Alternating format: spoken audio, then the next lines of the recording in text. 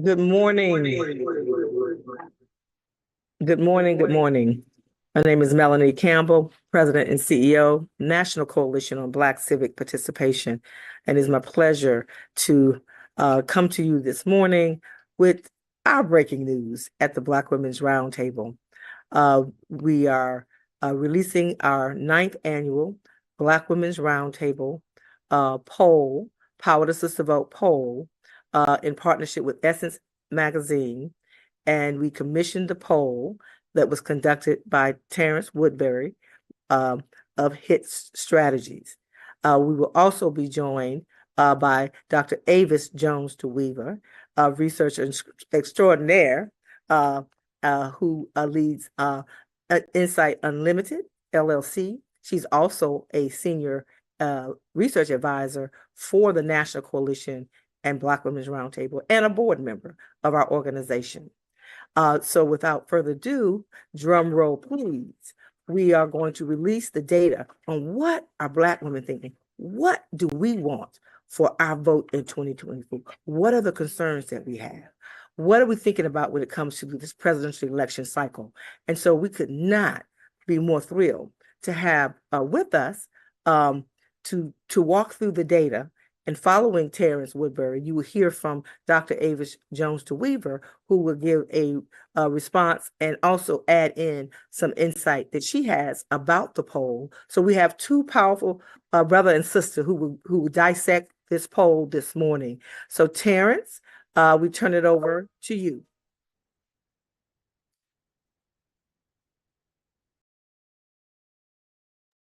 Thank you so much. Thank you so much, Melanie and Dr. Avis Jones DeWeaver for your partnership and leadership here. We are thrilled about, I love day to day. Can you all hear me? Thumbs up. Okay. We are thrilled about releasing some new data that is really beginning to show how Black women are showing up politically and how they will continue to throughout the cycle. I will stand by while we get the slides up and start to talk you through some of what we are finding.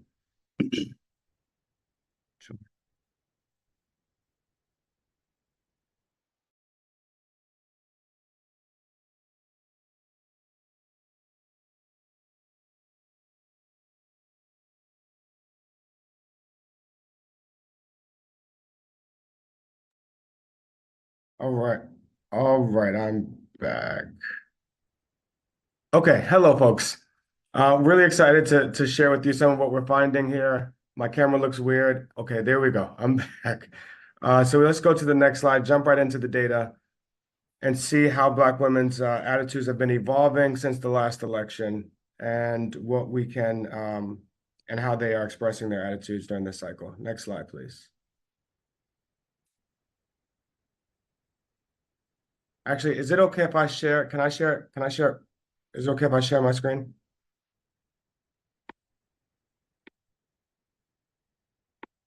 And never mind, I don't have sharing privileges. Let's go to the next. This is a poll of 800 Black women registered voters. We are going to be referencing some of the previous data collected by Brilliant Corners in 2022. Anytime we reference previous data, I will point to that.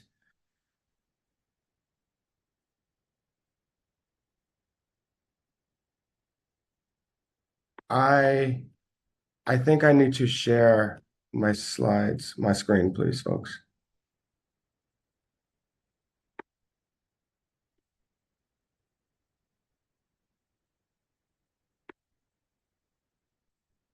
Can I have share privileges, please? Terrence, can you not see what we see?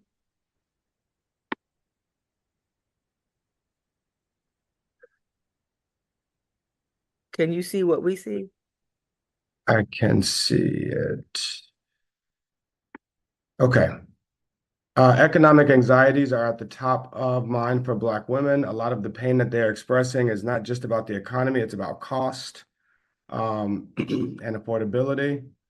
There is a clear generational gap that we are experiencing. Black women are not a monolith. There are very clear differences within this voting block, and some of those differences are most profound between the younger Black women and older Black women.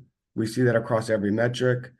That while older Black women are performing exactly how we would expect them to. Younger Black women are expressing a different level of anxiety, of frustration, and continuing to pursue options.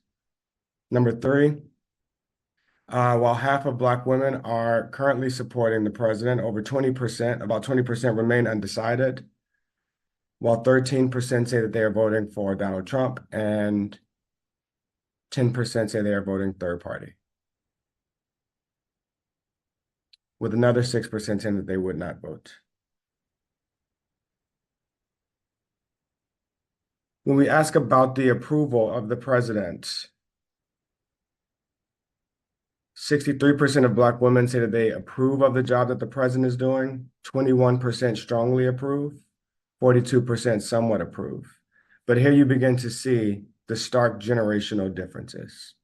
This Black women, the silent generation and boomers, Black women over the age of 60, much more supportive of the president, twice as likely to say that they strongly approve of his job performance than every other generation.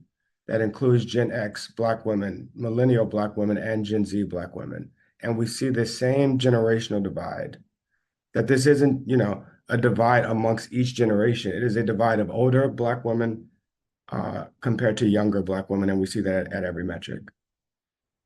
Next slide, please. Next slide, please.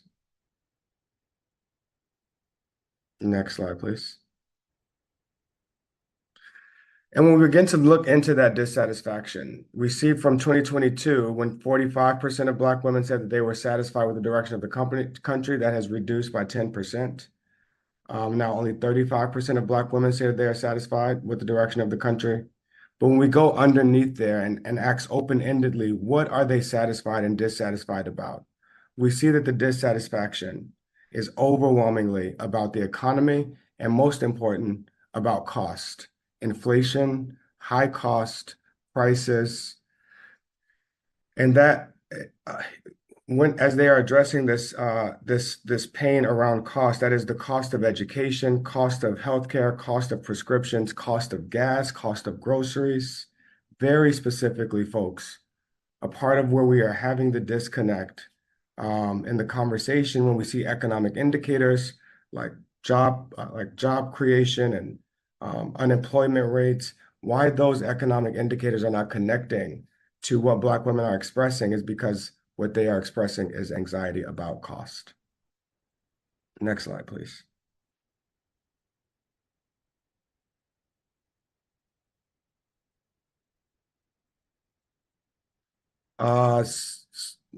We do see some movement here when we ask about how often they experience racism.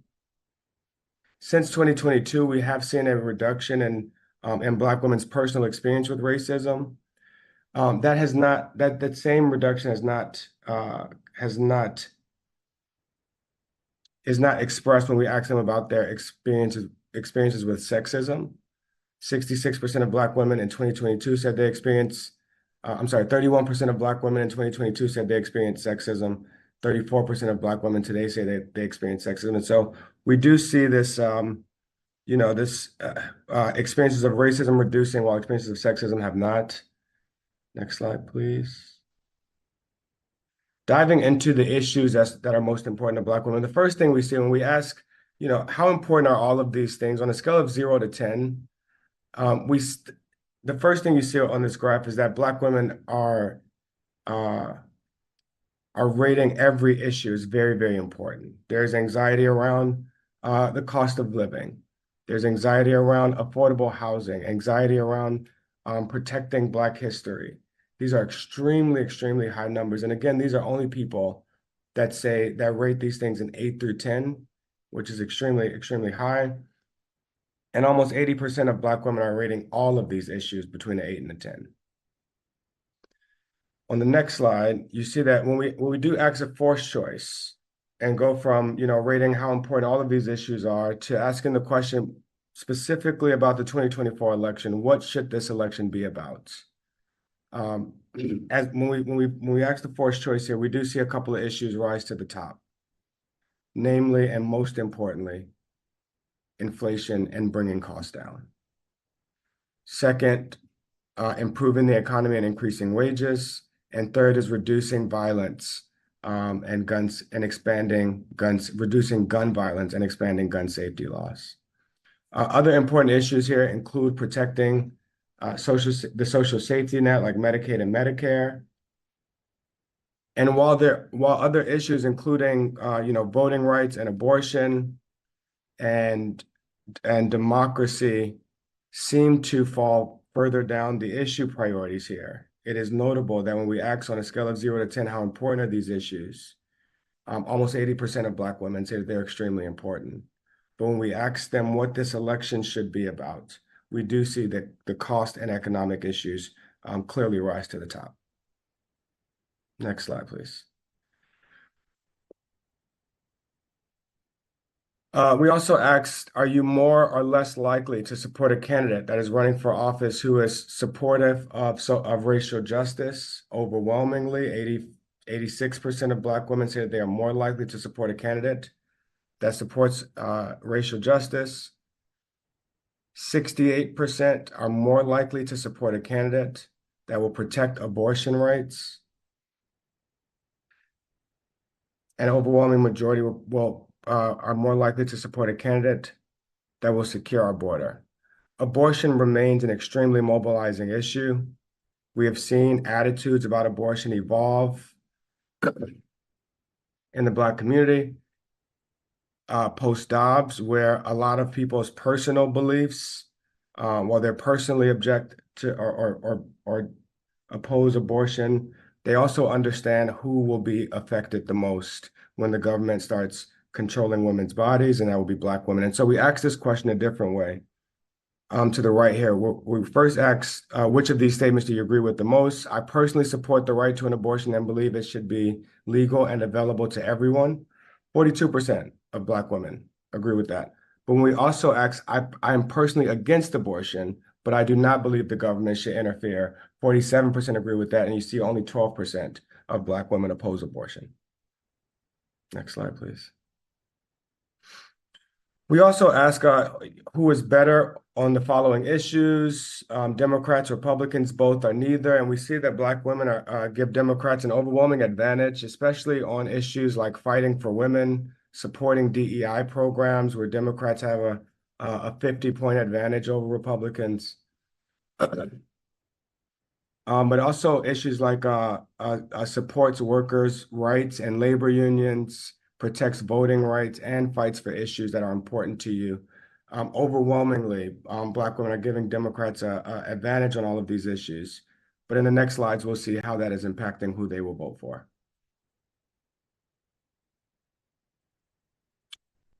Black women are also expressing significant concern around the conflict in Israel, with 79% of Black women saying that they are concerned about the conflict. 81% of younger Black women saying they're concerned about this conflict, representing the generational divide that we are seeing in every other voting bloc.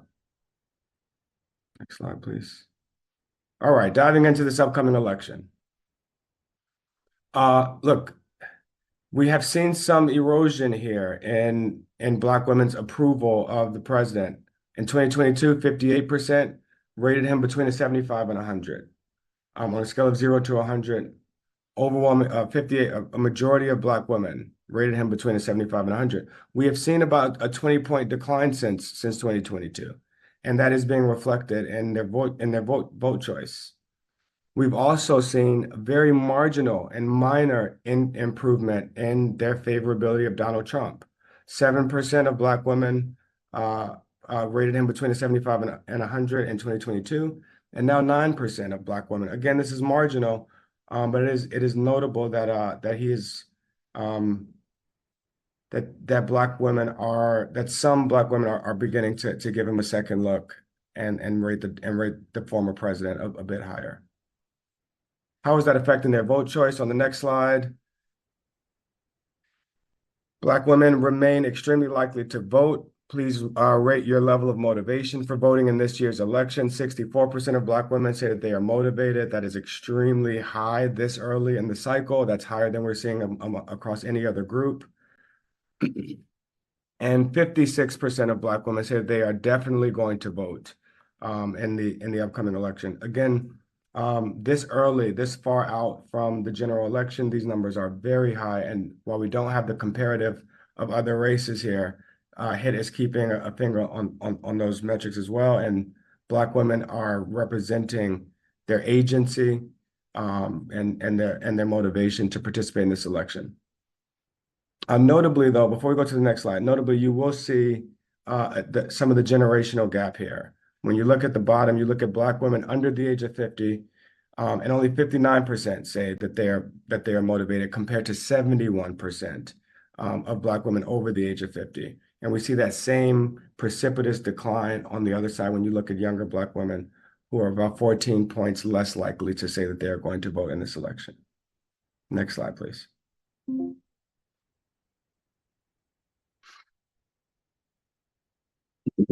Black women do remain hopeful about the upcoming election. When we ask which of the following emotions best describes how you are feeling when it comes to the upcoming election, 43% say they feel hopeful, 40% say they feel anxious. That's pretty consistent across voting blocks. This kind of equal distribution of both hope, but also anxiety. Next slide, please.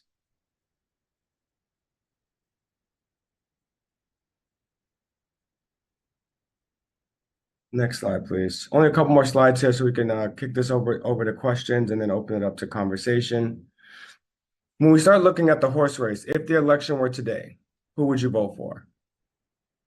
55% of Black women said they would vote for Joe Biden, clear majority. 15% said they would vote for Donald Trump. Not a significant increase from previous. I think in 2020, I think 9% of Black women voted for Donald Trump. So we are seeing some improvement here. But most important, we also see 13% of Black women say that they're going to vote for third party. 11% remain undecided. And again, we continue to see the generational divide. When you just look at the two bars under there, 71% of Black women over the age of 50 say that they are voting for Joe Biden, while only 43% of Black women under the age of 50. Again, this represents both a generational divide that we are seeing uniquely in the amongst Black women. The same is true on the next slide. When you look at who they will vote for Congress, we see very similar trends. Majority say they will vote for Democrats.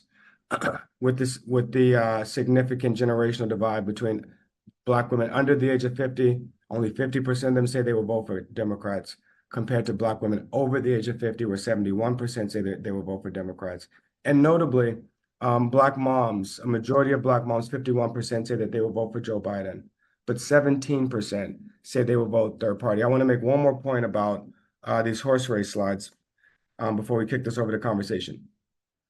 This is not where I expect this voting block to land on election day.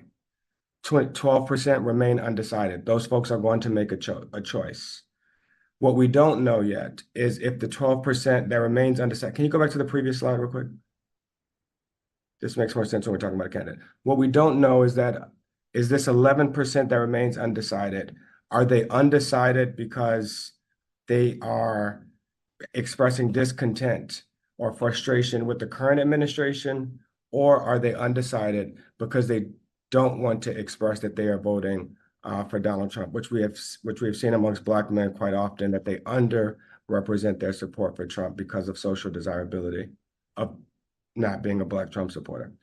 And so we don't know that yet. Some of this we're going to continue to explore in research and in focus groups, and of course Dr. DeWeaver and Melanie will help us add some context to this. I think that is all the slides. Thank you, Terrence. And there's more that we'll share along the way, but we wanted to get started with this release. So we're going to turn it over to Dr. Avis Jones DeWeaver, who will give her analysis of the data, augmenting what our bright and wonderful Terrence Woodbury has shared with us, and we appreciate working with you, Terrence, on this and being thoughtful about what we were sharing today, and let the people decide. at the end of the day. Um, Thank you, Melanie. polls are a snapshot in time, and there's a lot of runway leading into 2024 general election. We know who the presumptive nominees are when it comes to the presidential election, but I want to remind folks that it's also congressional races happening. There are also local races happening. So we have to make sure that we pay attention to that. And I think it was important when it came to having some idea of how folks think about the congressional races. So Dr. Avis, turn it over to you. Thank you so much, Mel. So if, hold on just a second, please.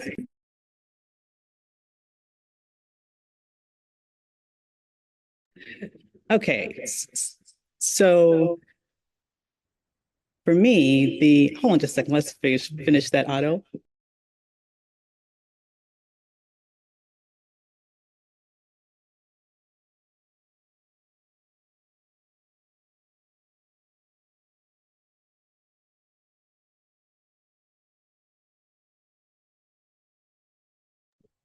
Okay, perfect. We got the audio issue worked out. Okay, so I think the big picture takeaway here for me, the big story here, as many of you know who have been with us over the years, this is our 9th annual poll. So we've done this for almost a decade. And I think what's very important to realize here is that we're seeing something with this data that we've never seen before. Most striking to me is the fact that I would now categorize Black women as in the persuadable category.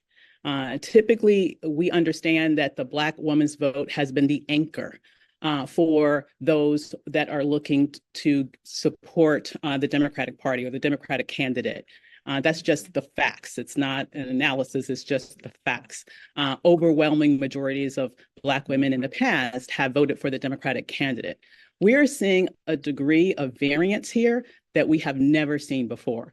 And I think to really dig down into that deeply, I would love to be able to go back to a slide that we didn't spend as much time on, but I think is absolutely critical for you to get what I'm talking about, because a lot of that variance is across generational divides. If we could go back to slide 7, please. Is this slide 7? Perfect. All right, so with this slide, I want you to pay attention to two colors, okay? That sort of magenta color where we have Joe Biden. Look at the totals, okay? Total support here, 51%, which is honestly historically low for a Democratic candidate. And then if you look at the different generations, Gen Z, 40%, Gen X, 43%, millennials, 42%. They are all clustered very, very close together. Previously, we've always seen that boomers have been overwhelmingly in favor of Democratic candidates. We've typically seen Gen X's over a bit more than this, right? And we've seen a big divide primarily between millennials and younger and Gen X's and older. This to me is indicates a very, very different reality that political parties, both parties need to contend for, because they need to understand there is a possibility of persuasion here. I think also important to look at here is that purple bar there, independent third-party candidates. Okay, so when we look at that, we're seeing overall 10% of the Black women in this poll said that, and we can go back if we can enlarge that screen. Oh, we were putting it on you. Okay. Yeah, if we could share that, because I'm still kind of breaking that down. Okay. Thank you. So 10% of Black women candidates, as you can see overall, third party, they're considering voting third party, which is significant enough. I mean, when you think about the fact that this is not going to be a runaway election, I don't care how you slice it, this is going to be a close election, probably closer than many even think at this moment. What really needs to happen is that each party needs to get their base out strong. And Black women are a key part of the Democratic base. If they are in peril of losing 10% to a third-party candidate, that could mean the difference in key states. That could mean all the difference in terms of electoral college. But when you look at that more deeply, once again, in terms of generational breakouts, look at millennials, look at Gen Zs, they are especially likely to consider a third-party candidate. Yes, there are significant people that are undecided right now. As we get closer to the election, they will likely make a decision.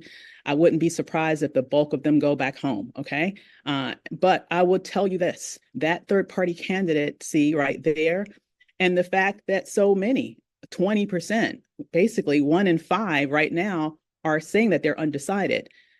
Putting that together with the third-party candidate, that's 30%, almost a third of all Black women who responded to the survey said that they are either undecided or they're leaning in the direction of an independent candidate or a third-party candidate, which to me suggests for the first time in the history that I have been looking at this data, okay, I would certainly say and contextualize Black women as in the persuadable category.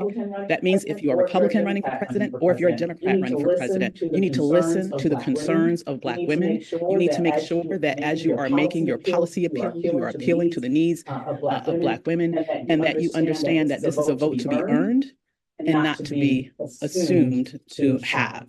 Okay. With that, I'm going to turn it over to my dear sister here, Melanie Campbell. Thank you. Thank you, Avis, for that. And also thank you again, Terrence.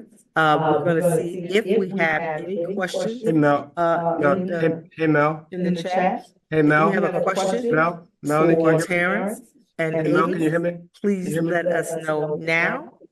Can you hear me? You Oh, have a they heavy, can't hear me. you have a heavy echo, Mel. Okay, so I need to help me with my volume. Yeah, No, yeah, just make you sure have you're a, unmuted. Are you unmuted? I'm unmuted, but you, You muted Avis. no, I'm saying mine. Can you hear me now? Can you hear me now? Thank you, thank you, Terry.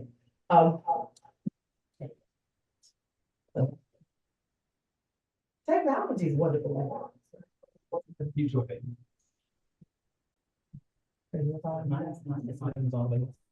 So, in short, we don't have a little echo.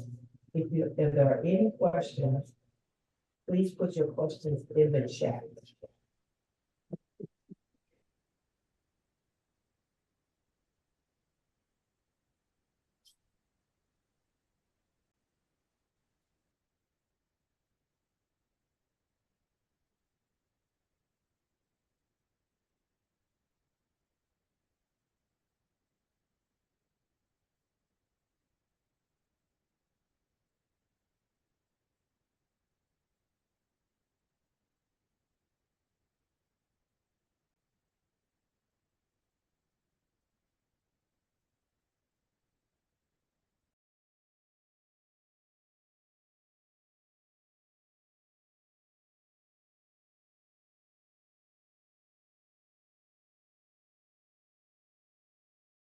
No other thoughts, Terrence or Avis? Closing thoughts? I do see a question here from Poet that I wonder if she can clarify. It says, what is the plan so folks know more than the presidential candidates? Is this, So, what is the plan? Okay. can you I also answer- repeat the question? Yeah, I can answer that. The plan is to do what we do. The plan is to get out here, like we've been doing all year. We have a Unity Power to Ballot campaign that we started October last year, right? So for the National Coalition of Black Women's Roundtable, and many of our organizations are working together. Terrence, you're part of that crew too. Is really to make sure we know that it is going to be about turnout. It is going to be about who gets their base plus to the polls in 2024. What concerns me is that the Georgia numbers weren't, the turnout rate was so very, very low. But that's why I said in my brief conversation earlier was we have to make sure, please, whatever folks do out there who are watching, I want to thank Roland Martin Unfiltered for streaming this live on his platform this morning, and thank all of the media that did plug in to listen. You should also have those who are listening, they may still be on. You should have a link to the data. It is also, you can find the data on unitycampaign.org, Unity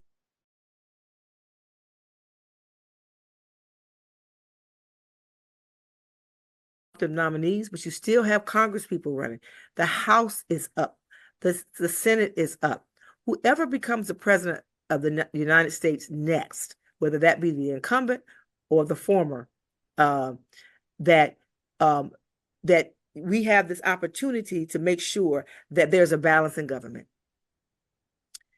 The House is up, the Senate is up, and as we well know, we're losing rights and freedoms in states. State houses are up this year. In many cases, the governor is up. The state legislature is doing more damage, quite frankly, in many of these states than you have in Congress. Because right now we have a Congress, at least one side of the aisle, and that's just fact, not partisan, is not functioning, right? And so please make sure that you pay attention to all the races. We know the justices, and you have judges that are elected in your state. Take the time to find out who is handling the judicial system in your state. So there's a lot there at stake, and we're going to do all we can at the National Coalition on Black Civic Participation and the Black Women's Roundtable. Also, focus on Black youth vote, because I was looking at those numbers not about who, because we're nonpartisan, but about what they plan to do or not plan to do. And Terrence, I've heard you lay this out. The biggest voting block are not the boomers, is those below the boomers. That's and right. so folks, if they're not all the candidates, you better pay attention to what young people are going to do and what their issues are concerned about, to make sure that we build a electorate that can sustain a democracy. Anything else on either chat? Do you mind if I Mel? Can I? No, go ahead. I just want to agree with everything you said and what Dr. DeWeaver said, specifically about Black women having choices here. Look, historically, over 90% of Black women, as high as 96% of Black women have supported Democrats. That what we are seeing in this data is that they are recognizing their agency. They are overwhelmingly motivated and engaged, more so than we've seen from any other group. And for the first time since I've been measuring these numbers, they are exploring their options. This is not a two-person race. They will have options on this ballot. They can choose between Joe Biden and Donald Trump. They can choose between third-party candidates, and they can choose not to vote. And what we are seeing across demographics and voting blocks within Black women is that they're exploring all of those options. And so we do have work to do to continue to engage, but we are seeing that agency, and I'm sure it's going to be expressed on Election Day. Indeed. I think I'll leave it there. Thank you. Thank you all so very much. I'm still muted. Oh, thank you again, Terrence. Hit strategies and your dynamic team. We have more conversations that we will be having on this, more to share later. And thank you, Dr. Avis Jones-DeWeaver, for being with us today. Thank you, Essence, for partnering with us again and again. Thank you, Roland Martin, Unfiltered, as our media partner as well, for the opportunity to share this information. And information is power. So there's a lot of work to do. Candidates, we're not here to help you. We're just trying to get you the information. Do with it what you may. Thank you.